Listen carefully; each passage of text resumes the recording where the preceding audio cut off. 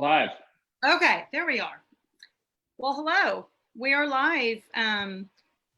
Good evening. It is May 27th, and we are here for another live with CJH, and we are here tonight with two of my favorite people, and I'm sure they are two of y'all's favorite people as well. We are here with our Honorable Judge Wayne Mack and our senior chaplain, Ken Schlenker. And I'll let them both introduce themselves in just a minute. But before we, go any further, I just want to remind y'all that, we are so privileged to be able to offer information and to just put out resources and stuff in our community the best way that we know how during this COVID time. And so, we just, we're here to serve you, and we are just here to put out information, not to offer any, anything other than that, just kind of psychoeducational information and just really putting out resources and putting faces with the names and all that stuff so we can connect the dots for all the people who need that. So having said that, I would like to start with Judge Wayne Mack. He is the Montgomery County Justice of the Peace, Precinct 1. So, Mr. Judge, can you just tell us a little bit about yourself and what you do with Precinct 1, Montgomery County first, before we kind of get into the whole suicide prevention stuff? Sure, Kim, thank you. And I appreciate what you've done through this time and what your foundation has done, the amazing things that you're accomplishing. And last week was just incredible. And one of my duties as the Justice of the Peace in our county, I'm also the coroner. And so I see firsthand when somebody makes a permanent decision for a temporary situation and have to deal with that. Our courts and justice courts in Texas were the highest volume courts in Texas. We see thousands of people a year. And so I get to interact with people, and I see firsthand when people don't have proper mental health or they don't have access to proper care. I see the end results of that, whether it's at the jail or a scene that I have to go to, or dealing with a child that's in crisis in school. A lot of times on a justice court level, it's misdemeanor offenses. So this is where people start to take that misdirection and that misstep. And so we get to see that a lot. And so that's pretty much just a little snapshot of what we do. But I want to just say thank you, Kim, to what you're doing, and you and your family, and the courage and all the things, and raising awareness. That's the key, is raising awareness about behavioral health and suicide, and creating a culture where it's okay to say I'm not okay. Amen to that. And it's taken a while for us to get comfortable with that. And I just remember, one of the first times when I stepped out and to share our personal story with the whole community was in 2016, and you were right there by my side, and you were there to address it, with our community, because it became a silent epidemic. And, we lost our daughter, Cassidy, to suicide in 2015. And we realized it was a silent epidemic, and we were losing too many young ones, to suicide. You may not be surprised when you hear of adults taking their lives, but when you hear of, which is devastating also, but when you hear of young ones taking their lives, it becomes, you just don't really understand why. And so you want to get to the root of the problem. And so from day one, whenever we stepped out, you were with us, and you were on that mission, and you've been with us ever since. So we just can't thank you enough for everything you do and support everything we do. Thank you, Kim. And so Senior Chaplain Ken Schlenker, which so honored to have as not only a friend, but also on our advisory board of our foundation, because he does so much with our foundation. And so just real quickly, he is the founder and executive director of CareForce, which is a nonprofit providing crisis training, response, organizational development, and coaching for community and first responder organizations. And I'll let you tell him, let him tell you a little bit more about what he does. So go ahead, Ken. Thank you, Kim. Well, as also in concurrence with Judge Mack, it's really an opportunity and an honor to be able to serve with the Cassie Join for Hope Foundation and to know both of you incredible people. We're relatively new to Texas. We've been here for about 3 years. Came from California after being there for about 30. I'm a Navy veteran, corpsman, and we have been dealing with suicide, frankly, a lot since we came here. In the 3-year time, and shortly after getting here, I was able to meet both Kim and Judge Mack at a roundtable that we held. I'm also the director of chaplaincy at Grace School of Theology in the Woodlands, and we held a roundtable. Had about 75 people show up, and Kim and the judge both were present on the panel. And that was kind of the evolution of what developed into shortly thereafter the Montgomery County Behavioral Health and Suicide Prevention Task Force that the three of us are on. Montgomery County has one of the highest teen suicide rates in the state of Texas. And we also have a very large military veteran population. So since coming here, we have been doing everything we can in order to build into the community training and opportunities for people not to dismiss, or avoid the issue of suicide, as well as other mental health issues, but to be able to be ready, willing, and able to address the situation and not be afraid of asking that question. Are you thinking of killing yourself? Are you thinking of suicide? We can teach people how to become suicide alert. And frankly, just like we want everybody trained in CPR, so that everybody's ready if something should happen around them, we want the same mentality when it concerns issues such as suicide and mental health. This is a public health issue. And we really need to do something about it and not be afraid of it. Because there are things that we can see, hear, sense, and learn about people's life situations that should perk up our ears and our hearts and our minds to step into the midst of somebody else's life that's in crisis and make a difference and save a life. And I'm just absolutely thrilled and honored to be able to be part of that here within a community of individuals that I've never experienced anywhere in the country.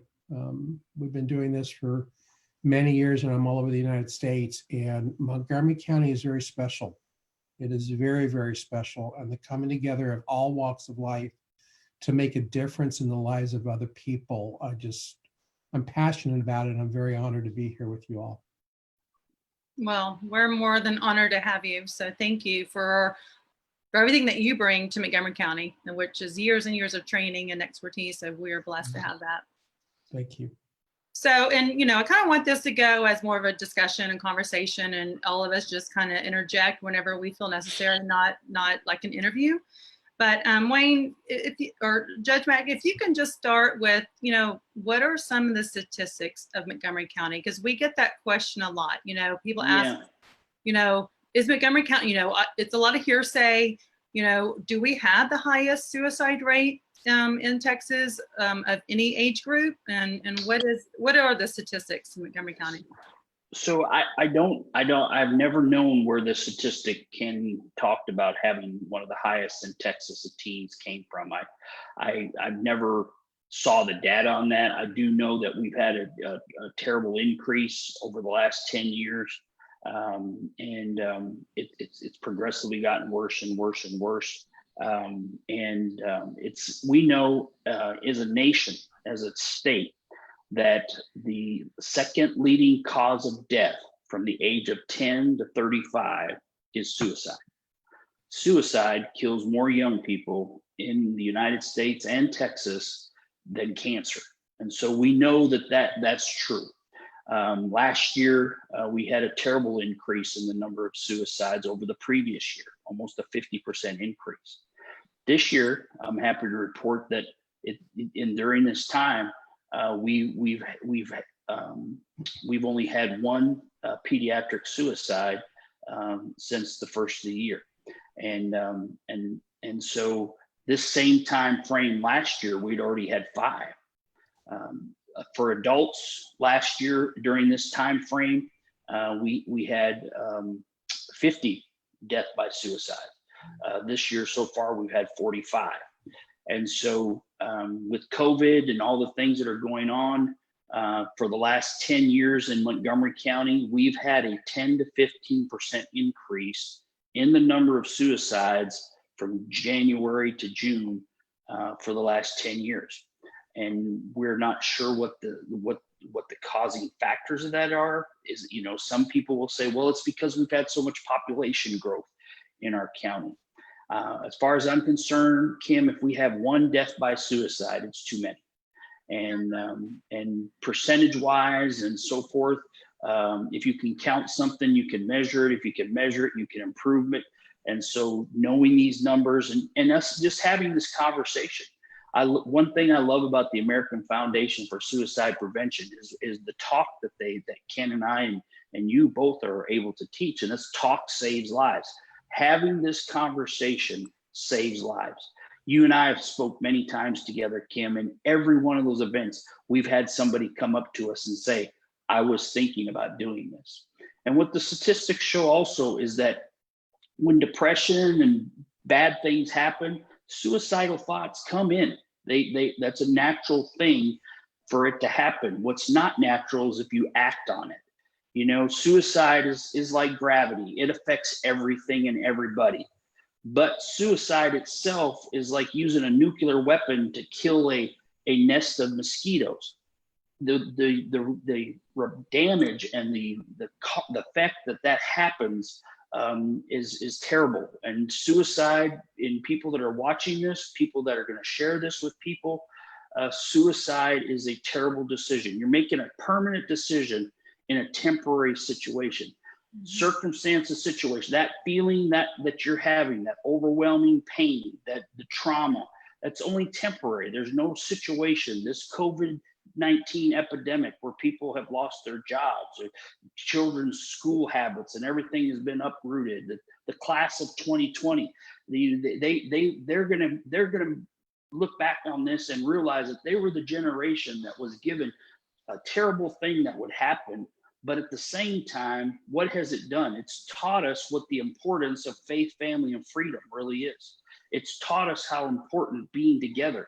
I think one of the reasons our numbers have gone down is because there's been that connection. The distractions have been removed. The doing stuff and going here and going there. All the brakes have been pumped on all that as a society, through not just here, but throughout the world.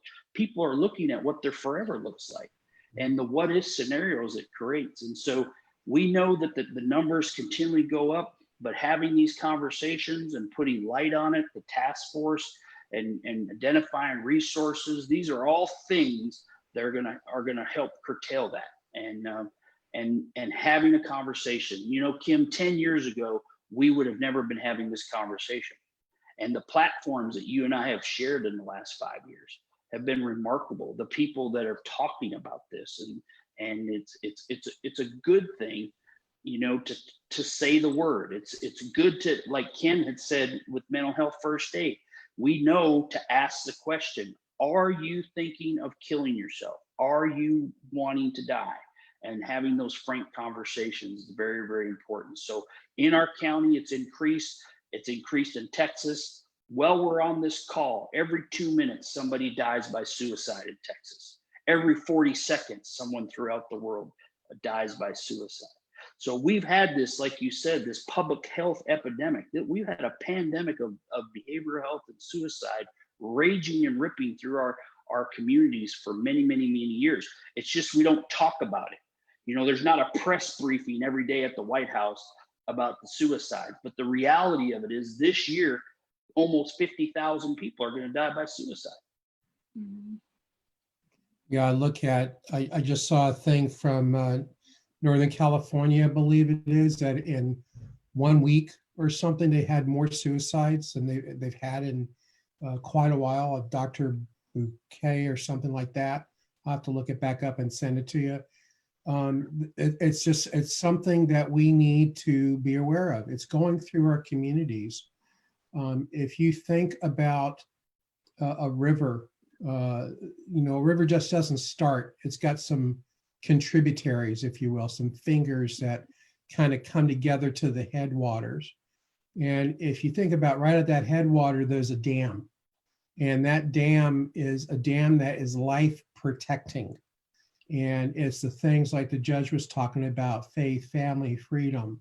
It's all the things that happen in life come together there. And every now and then that dam gets cracked and people get through to the other side. And now they're in this river of suicide that's going through our communities.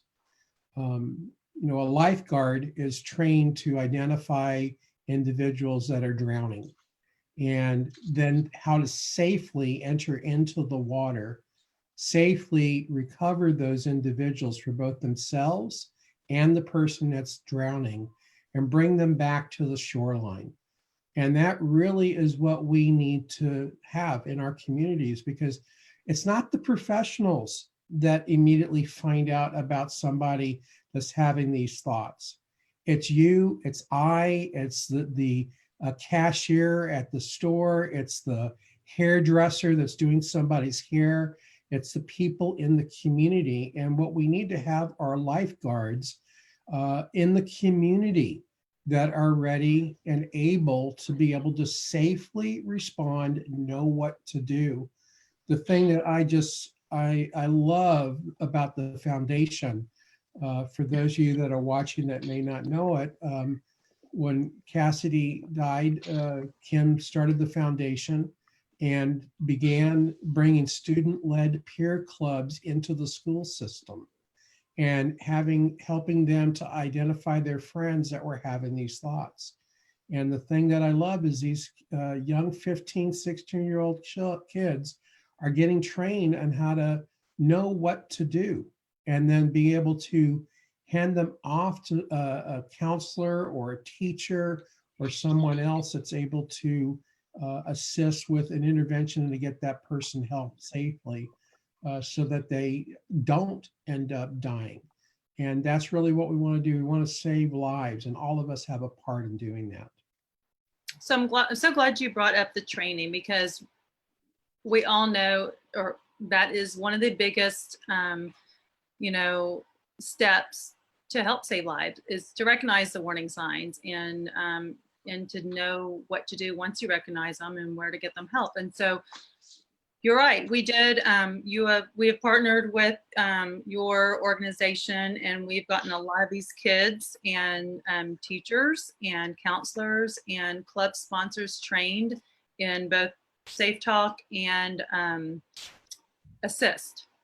More so the teachers for the assist part. So can you tell us a little bit about those two stages of training? They're very they're awesome, but they're a little different. And so if you can tell us a little bit about those, what you have to offer.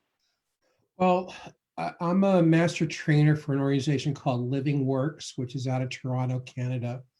And Assist is applied suicide intervention skills training. It is what is done on the suicide hotline if somebody was to contact the hotline. The people on the other end of the phone do assist. We're honored to be in collaboration with the Harris Center, which is where the suicide hotline is housed down in Houston, and they co-facilitate the class with me. Safe Talk is about a 3 to 4 hour class. And what it does is it helps you to identify people that are having thoughts of suicide. And basically, how do you just simply talk to them, ask the question, listen to what they have to say, being non-judgmental, no biases or anything, and then being able to help keep them safe for now. And that's it. What it means to keep them safe for now is being able to get the person to go get the help that they need from somebody that can help do an intervention, which is the Assist program. So in that class, you're able to learn the things that you can see, hear, sense, and learn about people's situations, things like maybe they're withdrawing or they become moody or careless. Those are kind of some of the things that you can see. Things that you can hear is that they're feeling alone, or that they're feeling burdened, or that they have no purpose. things that you can sense are a hopelessness or a helplessness. Really what happens is it's like everything's coming to a head, and really what they want is simply for the pain to stop. That's really what they want to have happen. They're feeling numb, or things in their life situation that they're maybe feeling rejected or abused, or they've lost something, is a lot of the things. So there are things that you can identify. Assist and Safe Talk are both on the Suicide Best Practice Registry. Over 2 million people internationally have been trained in Assist. It is the international standard, best practice standard of care. And the Assist class is a 2-day class. We have a maximum of 30 students that are in it. There's 2 facilitators. We break people apart, and over the 2 days into 2 different groups of 15 each, we're able to have them actually learn how to do the actual interventions that are done, whether it's face-to-face, or if it's on Zoom or something like this, or if it's on a phone call, it's still the same principle. The bottom line from a chaplain's perspective, it's sacrificial, other-focused love. And it's coming alongside of other individuals, becoming water to their shoreline. It's relational. So if I was to give a big picture message about what Assist is about, we need to be able to connect with people. We need to understand the pain that they're in order to help them. And that really is what we teach over the 2 days: connecting, understanding, and assisting towards life and staying safe for now. Well, and I can just tell you firsthand, because I've been through that training. Everyone on our foundation has been through the training, and several of our sponsors and just other people that we partner with on other ministries, we've helped sponsor their training, and it was very intense. And it was, you very much needed the full 2 days to go through the whole training, because you know, it's very involved. And, you know, if you're going to be that person to help intervene when someone is in that crisis situation, you need to be trained and you need to be prepared. So that's something that our foundation feels very strongly about. And that's why we help sponsor this training whenever we offer this. I know we're not offering it right now because we can't do these live classes, and that has to be a live class. I mean, you can't do that via Zoom or virtual anything. So whenever we pick that back up and we're able to do some more of those live trainings, I mean, we're ready to get back and sponsor some more people, because you're right. I mean, you know, it is the hairdresser, the nail technician, the coach, the teacher, whatever. It's not, you know, it's your everyday people that are around other people, you know. And of course we're focused on adolescents, but really anyone. I mean, anyone can be the safety net for another person. I serve a lot with law enforcement and first responders. I wrote I wrote the course for California for law enforcement chaplaincy as a master instructor many years ago. And currently I serve with the Montgomery County Sheriff's Department as a law enforcement chaplain. When I look at the statistics on law enforcement suicide last year, it was just nearly a 4-to-1 ratio from suicide to line of duty death by felonious assault. As a Navy vet, I have a heart for our veteran and military population, and working with organizations like Combined Arms with General Hummer, and organizations like Stronger Alliance with Carla McDougall and Bruce Stewart, focus on our military veteran population, that the statistic is 22 people a day are dying by suicide. This is, it's a non-sequitur. It's approaching every single aspect of life. There isn't one socioeconomic group. There's not any one people group. There's not any one type of career. It is a multifaceted issue. There's not any one thing that can lead somebody towards that path. It's multifaceted. So I think part of the issue is, as I perceive it, our society is so disconnected from one another. And I mean, going to church a lot of times, you ask, how you doing? And a lot of times you say, oh, I'm fine. And you go on. Well, are you really serious about asking that question? I tend to ask it more than once to the same person within a few seconds, because if we ask the question, we really should be asking the question because we really want to know what's going on. And I totally agree with Judge Mack. The fact that we've been in this isolation has had the opportunity that if we take advantage of it to refocus our priorities and to refocus the relationships that we have in our own homes, to spend time. It was kind of funny, with the thunderstorm that came through, not today, but the prior one, we lost our electricity for a couple hours, and we were just thinking, how nice it would be, just what it would have been like in the 1800s when they had candles that they had to put out at night just to have lights and be able to be as a family together and stuff. We need to do more of that. We need to really be focused on looking out for the sake of others ahead of ourselves. And to me, that's really what suicide awareness and prevention really should be about. It's looking out for other people and being there and being that shepherd, if you will, and that protective covering for those who are around us. And from my perspective as a chaplain with my faith, that's how we ought to be living our life anyway at all times and stuff. So I think it's an opportunity for us and stuff. Yeah, look out for each other and recognize the signs when someone is not doing okay, and don't just sit back and and do nothing. Mhm. Step up, because I think and part of your training, Ken, is to recognize that some people are just waiting for the invitation to talk about how they're feeling and how bad they are feeling. They don't want to bring it up, and and I think so. What I've learned, and what I think so many other parents may not realize, but you do need to ask the question, are you thinking about suicide? That's not going to put the thought into someone's mind. If you see the signs, if you see the warning signs, if you see that they're just not acting like themselves, go through the list of questions, but at the end of it, ask them, are you thinking about taking your life? Because sometimes that's all they need is that invitation, right, Ken?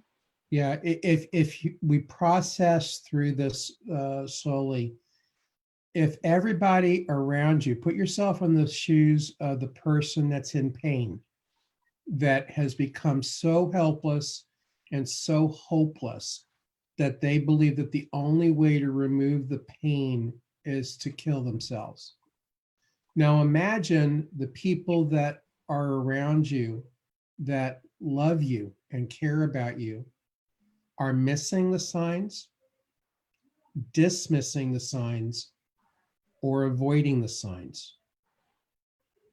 And that's just because they're not alert to looking for them. Imagine how that makes you feel in your psyche. You start to withdraw and get more and more helpless and hopeless.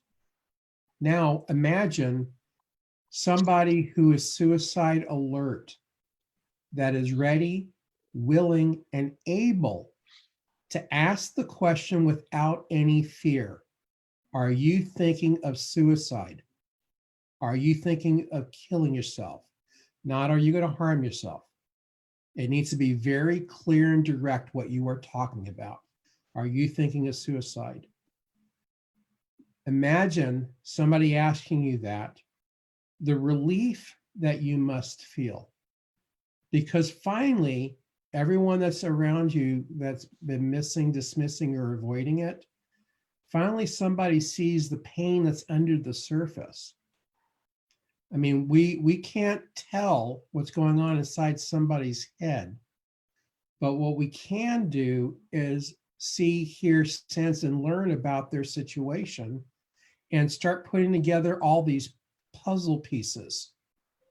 And when you ask somebody that question that is in that, if I would say, pit of darkness, there's a relief that happens. that finally they know, here's somebody who is not afraid of this. Here is somebody who is willing to come alongside me. And while I couldn't say the words myself, they were able to say it for me. And they're willing to listen to me tell them my story. A lot of people are afraid of asking the question because they're afraid of the answer. If they say yes, oh my gosh, what do I do next? Well, you can be trained on what to do next. It isn't difficult. And actually, it's very loving because really you're not coming up with any of the answers. What you're doing is you're listening to them tell you the story of why they want to die, not why they want to live. It's too soon to talk about life because the pain hasn't come out yet. So when somebody asks you the question, or when you ask the question, are you thinking of killing yourself? And they say yes, this is important. I'm listening. Tell me why you don't want to live. And let the pain, the way I like to say it, chaplaincy to me and crisis response and suicide intervention, it all boils down to one thing: letting people verbally throw up on you. And be willing to be placed in that situation that you're safe, that you want them to stay safe, and you want to hear them throw up so that the pain and the, if you will, the poison comes out. Because the solution is telling the story. The solution is learning how to listen to people, tell their story. And then eventually, as the story comes out, it's like they've been down in this dark pit and they're so far down in the pit, they can't see the top of the pit where the light is because they're so burdened. It's like they got a mile weight around their body. So what needs to happen is they need to be relieved of that and to raise up, and they get lighter and lighter. Eventually they see the top and they see the light. And as they see the light, life starts to show up. They start to have rejection of suicide, or they start to hope for something, or they're uncertain, or at least they're willing to try to move forward. So there's a part of them that wants to die. There's a part of them that wants to live. How can we assist them? And this is another principle. We need to empower people to take care of themselves. So we're not doing to and we're not doing for people unless they're so overwhelmed that they're not able to take care of themselves, or they're unwilling to participate in taking care of themselves. And then we need to call 911 or the crisis hotline or something like that, and so that they get the help that they need. But if they're not incapacitated and they are able to participate, then we want to help them to design their own plan to take care of themselves and walk with them in fulfillment of that plan.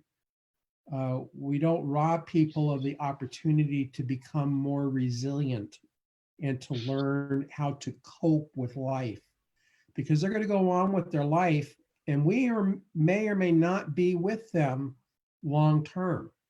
So if they don't have an opportunity to work through this and learn how to do for themselves, so they develop the skill, to develop the resiliency, to learn how to cope, then in a long term, if it does resurface, they have not had an opportunity to develop how to walk through this in a healthy way so that they stay alive.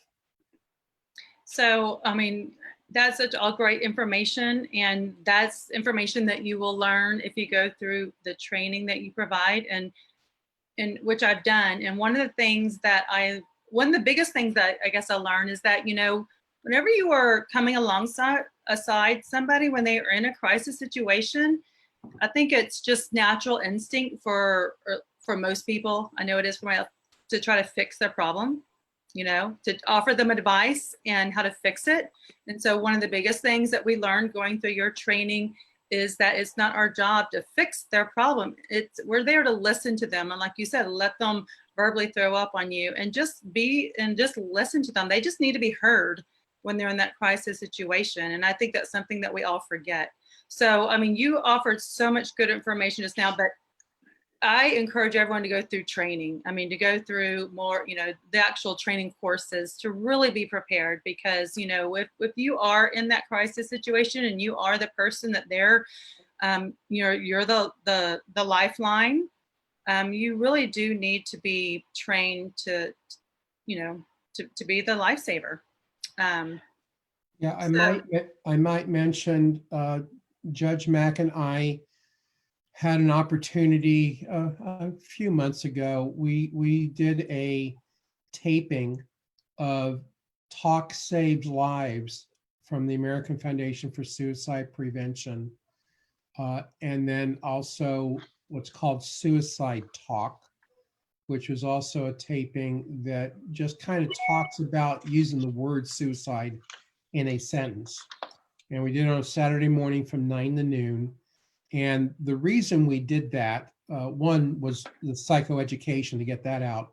But within the Montgomery County Behavioral Health and Suicide Prevention Task Force, we wanted to put the videos together to be able to have all of the 150 some odd agencies that are participating in this, to be able to distribute it within their agencies. And if you go to YouTube and search for CareForce US, you'll find 2 videos on there it's completely free, and I'd watch them. We did it from 9 to noon. Judge Max, I think, was about an hour for the Talk Saves Lives, and then I followed that up with the Suicide Talk. I think it's about an hour and a half. The Talk Saves Lives one's pretty evident on the thumbnail, but I think the thumbnail now says how to spot suicide risk factors and what to do about it. But if you go there, those are free. Please distribute them, watch them, become aware of what's going on in your community, because you can save lives. Absolutely. I think that's so important. And Kim, you and what we've talked about here, the key here is training. The key here is having these conversations and raising awareness. One of the main parts of our task force is mental health first aid and getting that out there. And that's why I'm so thankful for what Ken does and what you've done, Kim. But I don't think we can emphasize enough to everybody that's watching this is that my faith teaches me that people perish from a lack of knowledge. And so having the knowledge, just like we know, if I was to grab my chest and start complaining that I'm having pressure in my chest or tingling in my arms, the majority of Americans would know that I was having possibly a cardiac event. And same with what we're talking about here. So the most important part that for me, as somebody that's watching this, is that you get the training so you know what to do, you know what to say. And then if you find yourself in a situation where you're with somebody and you ask that question, if you don't have that training, you can call 1-800-273-TALK and be on a lifeline with somebody that can walk you through that crisis with that person. And so, but having that, asking those questions, knowing what to ask, so very important. And it's Kim and I, when we first started doing this together, we pledged that we were going to pull the veil down on the darkness. And Ken alluded to this, how we put this mask on and we say, how are you doing? And your response is, oh, I'm good. But behind that mask, there's hurt, there's pain, there's trauma. And especially during this pandemic, I mean, as a world, we haven't faced something like this in 100 years. And it's going to be one of those things that keep going. This is not going to overnight get better, though, we're seeing the numbers and stuff come down, but the economic and psychological facts that are happening here. And the American Psychology Association says there's 5 pillars to overcoming trauma. One of those is the appreciation of life, relationships with others. Ken's talked about this, in relationships and connecting with people. the new possibilities in life of hope, personal strength, and a spiritual change. And that's from the American Psychological Association. So we need to be prepared as a society that the trauma of these events and the things that are going to happen, the people that are in crisis, the people that are putting on that happy face because that's what they're supposed to do. The downside of that is if we don't put light on this, we don't pull the veil down, if we don't get training, if we don't recognize those invitations that people given us, that's where the crisis becomes unchangeable from people making that permanent decision. And so I know, Kim, I tell you, thank you all the time, but giving your pain a purpose. You and your family have saved lives. And what Cassie joined for Hope and what the task force and NAMI and Tri-County and American Foundation for Suicide Prevention, all these different organizations that we've come together, the school districts, the elected officials, the veterans group, the nonprofit organizations. I have given Talk Saves Lives, I think, to 3 or 4 Rotary clubs. So just a few years ago, no one would have ever thought about bringing a speaker in to talk about suicide. So we're making headway, but we need to continue the conversation. And this pandemic and this situation we're in has put what mental health and behavioral health and suicide and all these things. It's put a perspective and that we haven't had in many years, and we need to keep this going. And so get the training like Ken has offered. There's tons of things that you can do out there, many resources available. Amen to that. You know, just getting back to a lot of what you just said, I think one of the biggest differences that we're making in our community is having leaders like yourself, Judge Mack, in stepping up and being the voice of suicide prevention for our county.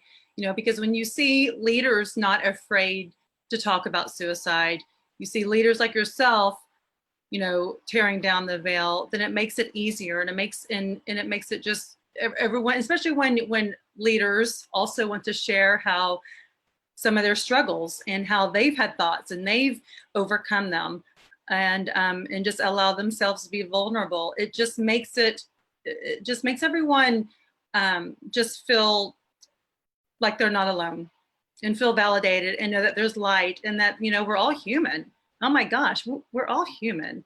And so let's quit putting on this false facade, pretend like we have these perfect lives and these perfect families and these perfect children when we're all struggling in one way or another. So I am so proud of your leadership and the fact that you've just come beside us and just done such great strides in suicide prevention in our county. So that leads me to the Montgomery County Behavioral Health and Suicide Prevention Task Force that you and I know CISD and Texas Children's Hospital, y'all kind of brainstormed and came together to create this awesome task force. And so I don't know if everyone knows about it. They should know about it, but can you please tell us about that and how it started and where we are today on that? Yeah, so exciting. And so with you, Kim, in the last 5 years coming along, the only thing that shocked me since I've been in office is the number of suicides that we have in our community. And so I've been calling and asking. So at a township meeting at the Woodlands, I gave a presentation. You were there. We talked about this. And at the end of that, I made an ask that we form a task force, just like we have a DWI task force. And so we made that ask. Within a few days of the Houston Chronicle, Jeff Forward there at the Villager Chronicle, yep, all the different isms they have there, wrote a great article. And from that article, within a few days, we had over 20 agencies reach out to us and say, hey, we want to be a part of your task force. Well, it wasn't my intention. I just said we needed one.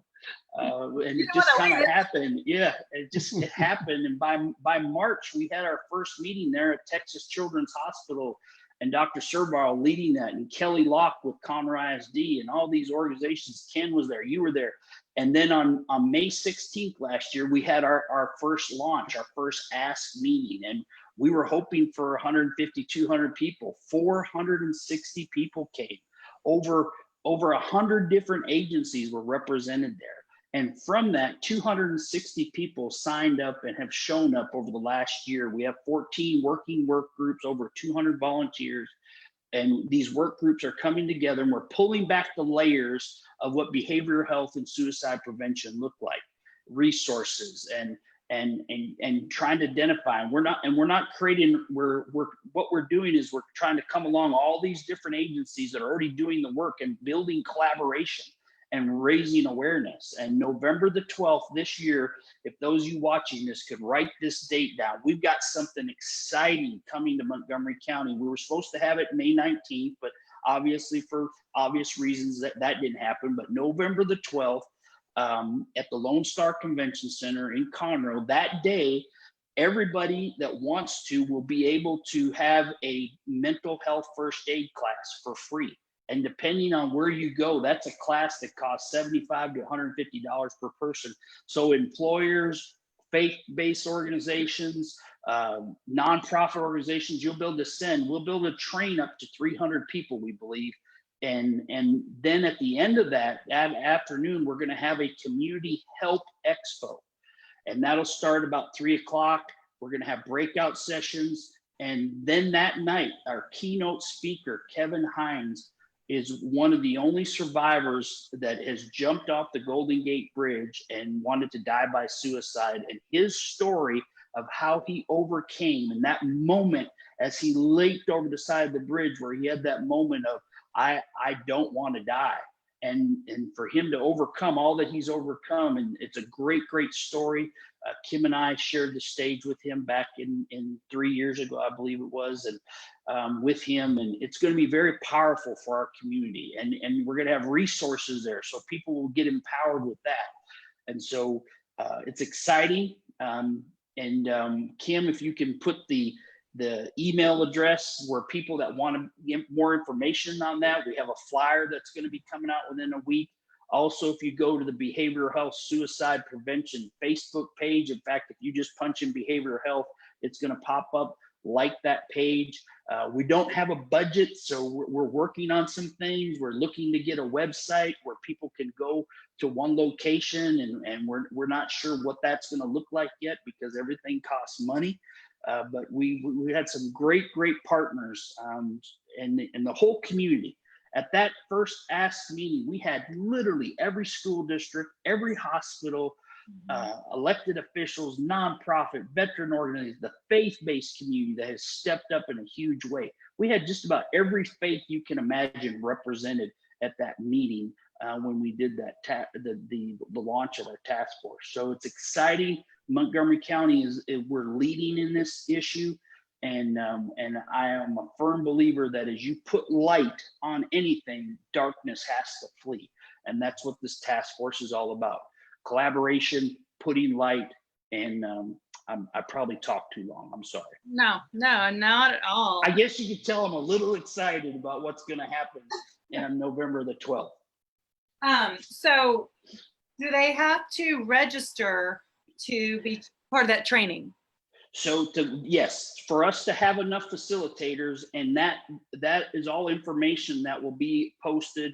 Well, Texas Agri-Life has come along. We have a foundation. I think it's Texas First. I may be saying that wrong. There's a foundation that's helping fund this, but we're teaming with Texas Agri-Life, the local extension office here their state. They got their state representative with them that's helping us push this out.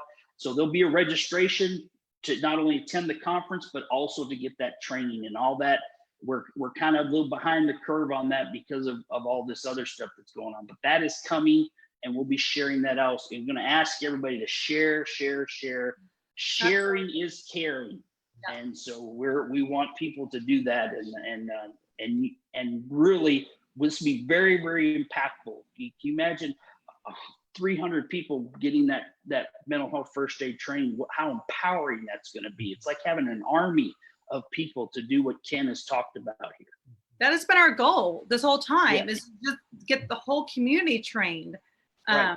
So, and the fact that it's free is just, I mean, there's no reason not to. So, I mean, exactly. Really, there's no reason not to. And it's, like you said, you've been through the training. It is so empowering. I mean, Mhm. it gives you such a great perspective. It makes you aware. And you learn these skills, and that's going to save lives. That's the key to saving lives. The thing is, you never know when you're going to need it. Just like you never know when you're going to need CPR. You never know when you're going to use a Heimlich maneuver. You never know when you're going to need suicide first aid training. It may Right. be for some of your family members. It may be for someone that you never met before, but you never know when you're going to need it. And for you to be the lifeline of someone else is just immeasurable. So I highly encourage this, especially that it's free and please sign up and come, and we'll put out those links. We will push it out on all of our media. I know Ken will too. I mean, we will, yeah. So can you just touch base on, there's one other thing that I know I learned about whenever we did the assist training with Care Force.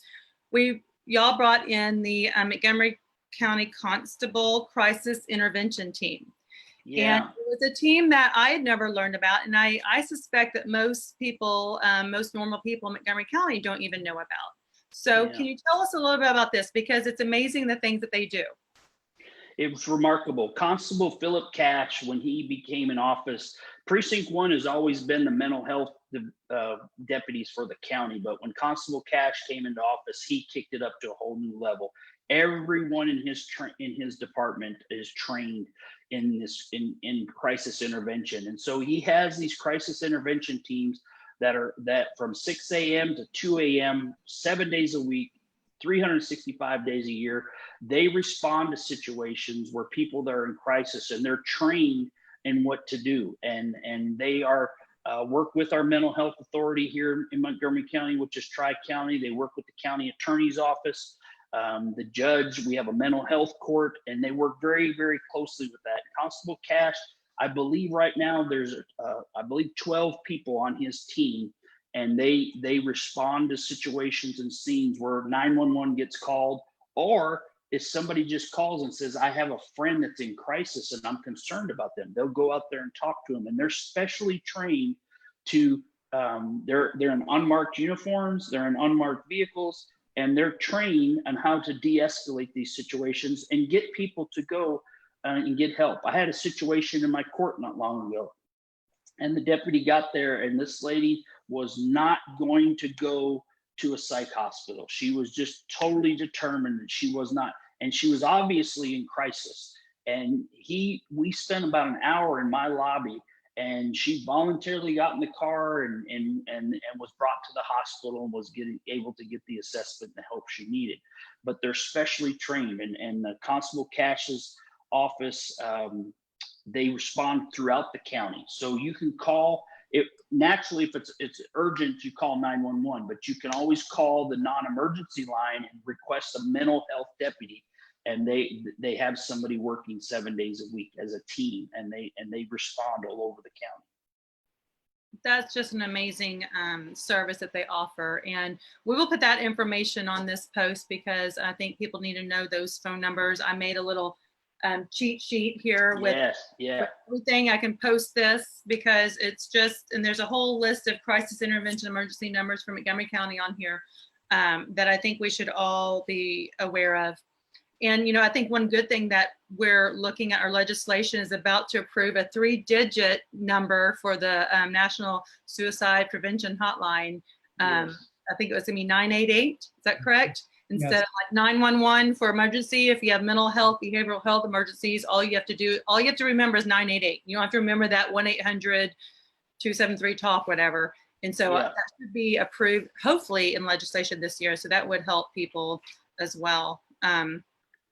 Well, I just, I think we're fortunate. Hey, Kim, just one thing I want to mention. We're very fortunate in our community that we have leaders on the state level, Congressman Brady, federal level, the sheriff department, the constable's office. They all truly believe, the judicial branch of government believes, that people that break the law need to go to jail.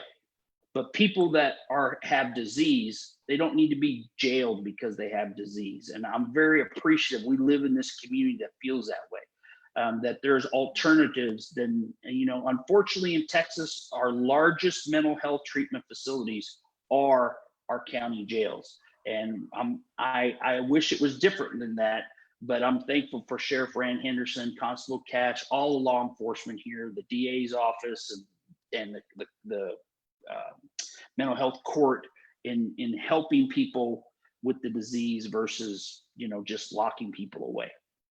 We're so blessed with the Montgomery County, sheriff's department, constables, deputies, everyone, judges, y'all are such great leaders, and we're just blessed to have such caring people taking care of us. So thank you for everything that y'all do. Well, I think I kind of hit on all the topic and all the questions that I wanted to ask. I don't know, are there any questions from any viewers that have come in, Tracy? No questions. Okay. So Judge Mack and Chaplain Ken, do y'all have anything else that y'all want to add? Just want to say thank you for having the vision and the heart, and like we said earlier, giving your personal pain a purpose. And a lot of people are hurting in our community because they don't have a purpose and they don't have hope. And just want people to know that there are people here that care. You're not alone. There are people that love you and care about you. There's a God that loves and cares about you, and you are not alone. And we have all these resources available. So don't ever feel like that you are alone. And just so thankful for what you're doing. I'm thankful for that we have Ken as a resource in our community. Man, when he left California, moved to Texas, I could say there's one good thing that came from California. And we're so thankful. We're so thankful, Ken, that you and your family are here and what you're doing. But God bless you, and I just appreciate you, what everyone is doing, and the volunteers in our community, the task force, our nonprofits, all the great people in our work. Montgomery County, like Ken has said, is a very, very special place. We're the envy of a lot of places in Texas because of the fact that there are the people here in Montgomery County. We care about others and we love people. Amen. We do. You said it better.